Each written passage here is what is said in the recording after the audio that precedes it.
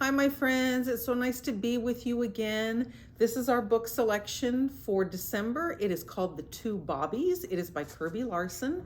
The illustrations are by Jean Cassels, and it is published by Walker and Company. Let's get to the book. It's a great one. Okay, let's get started with The Two Bobbies. This is Bobby, and this is Bobcat.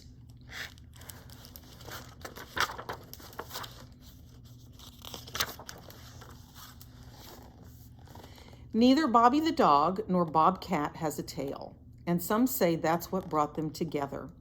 No one knows for sure how they met. Perhaps their owner had a soft spot for pets with no tails. But the two Bobbies, as they've now come to be known, were each exactly the friend the other needed at exactly the right time. This is their story, and this is based on a true story. The city of New Orleans on the mighty Mississippi is a place many people and pets call home. Jamming with jazz and dressing up fancy for Mardi Gras, it bustled with life day and night.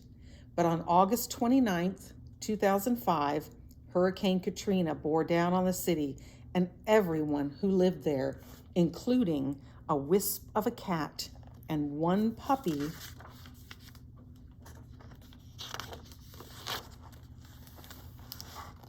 Winds roared to 110 miles an hour. Rain pounded hard and fast. Strong winds pushed walls of water from the Gulf of Mexico into Lake Pontchartrain. Some of the levees holding back the lake gave way. Water poured into the city deeper and deeper. People who had stayed through the storm were finally forced to leave their homes. They had to say goodbye to everything they loved. Many were told they could not take their pets. Bobby and Bobcat were left behind. Bobcat stayed by her side because Bobby had been tethered with a length of chain. Together in the silent heat, they waited for help to come. Look how deep the water is. After the storm, volunteers from across the country came to New Orleans to lend a hand. They brought food and water. They rescued people stranded on the roofs of their home, and they rescued many animals. But with so much damage and confusion, the two Bobbies were not rescued. Their food and water gone, Bobby finally broke free. She dragged along the broken chain with Bobcat close beside her. In the early days after the hurricane, the two Bobbies tried to make their way around oily water littered with debris. After the waters receded, they traveled the buckled streets with no place to call home. Month after month passed as Bobby and Bobcat wandered the devastated city. Their days and nights were filled with danger. Packs of hungry, homeless dogs roamed the streets, fighting smaller animals for food. Were Bobby and Bobcat chased away from any scraps they might have found? With little food to eat or clean water to drink, Bobby's ribs began to show. Bobcat's brown sugar markings started to fade to a dull white.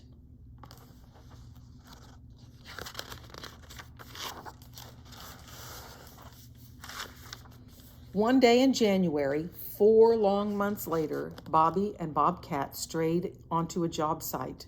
A construction crew hammered and sawed, fixing up a motel damaged by the hurricane. A worker's dog rushed over to play with Bobby. The dog's owner, Rich, noticed Bobcat too.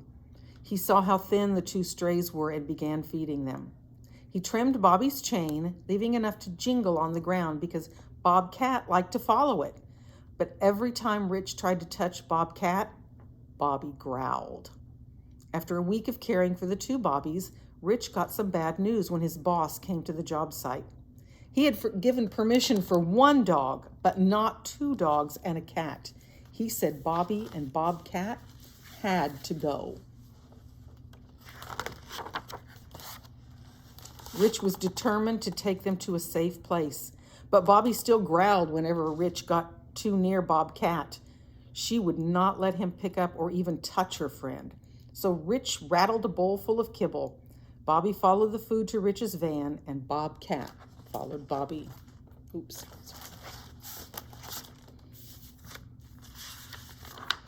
Rich drove them to a temporary shelter that Best Friends Animal Society had set up in Celebration Station, a former video game arcade.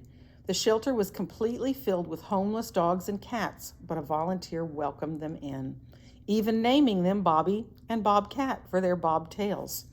They were placed in separate rooms. All night long, Bobby howled and barked. Bobcat paced back and forth. No one could sleep with Bobby making such a ruckus, so volunteers made a large pen for her and put Bobcat in his small carrier inside Bobby's new cage. Bobby lay down in front of Bobcat and whimpered. The volunteers opened the small cage to see what would happen. The two Bobbies touched noses. Together again at last. For the next few minutes, the volunteers studied Bobby and Bobcat. They noticed how Bobcat stayed close to Bobby. They saw how he walked with his neck stuck out and how he carefully lifted his front paws, placing them down as if he were unsure of what he might step on. Someone waved a hand in front of Bobcat's face. Bobcat did not jump back. Another volunteer waved her hand. Bobcat did not even blink. Everyone was stunned. Bobcat was blind. All that time on their own, Bobby had been Bobcat's seeing eye dog.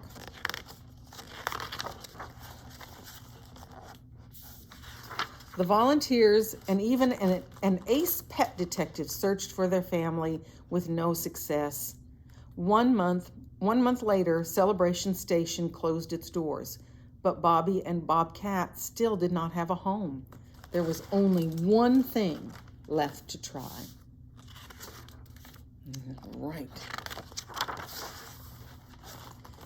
The two Bobbies made a television appearance on CNN's Anderson Cooper 360. The very next day, the Best Friends volunteers left New Orleans. One of them drove Bobby and Bobcat to the Best Friends Animal Sanctuary in Utah, where they would stay until a new family could be found.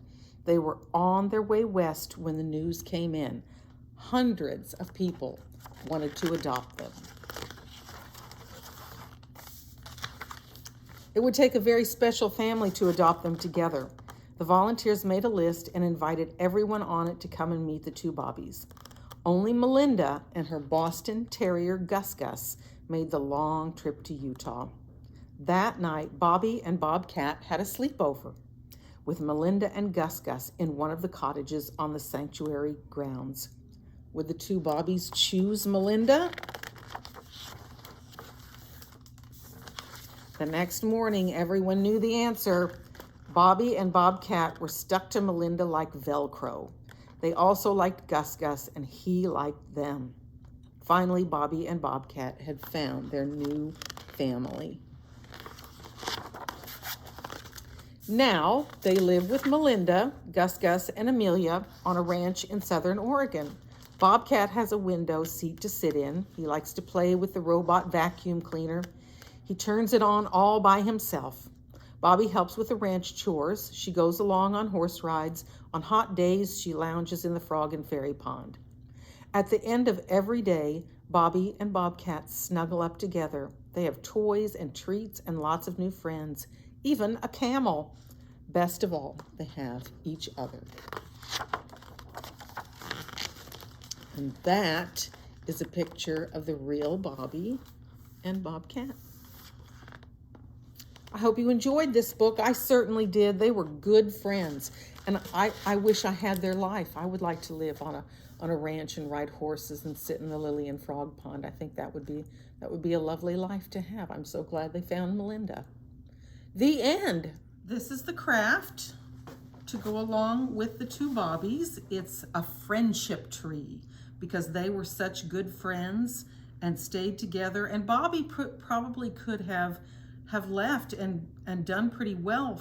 Well, I guess Bobby was a girl, wasn't she? She could have left and done pretty well for herself, but she stuck around to take care of Bobcat because she knew Bobcat couldn't see, and that's true friendship. So our craft is this friendship tree.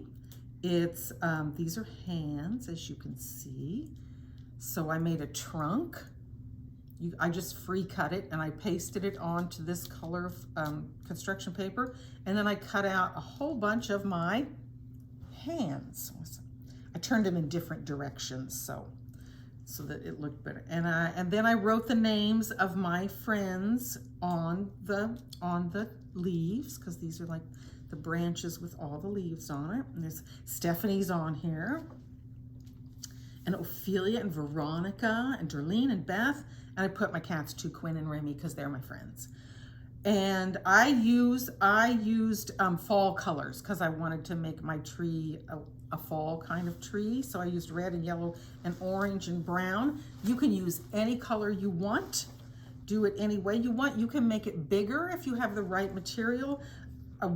I got this from, they had made a big tree on a wall with a big butcher paper. So it was really tall, like about 5 feet tall. And they didn't cut out hands. They had paint, and they dipped their hand in paint and made the handprints all over there. So if your mom and dad don't mind a mess, that would be a cool way to do it too. But this is the way I did it. So what you need are a piece of construction paper for your background, for your tree trunk, and then whatever colors you want to make your leaves out of.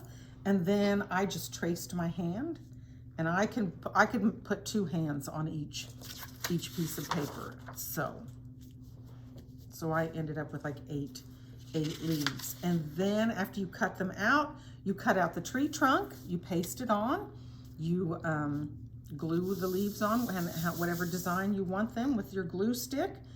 And then I use different colors of markers, of Sharpies, to write everybody's name so it would be more colorful. You can make it as elaborate or as simple as you want, as big or as small as you want.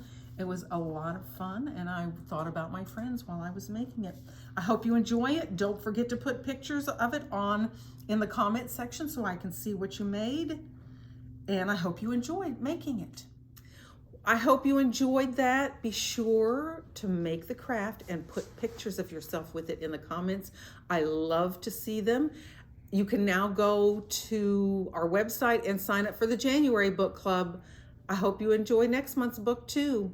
If you haven't picked up your book for this month, if you haven't picked up your 2 Bobbies, if you're signed up, you can still come and get it if you didn't have a chance to get it yet. So come by and do that. Okay, I'll see you soon. Bye.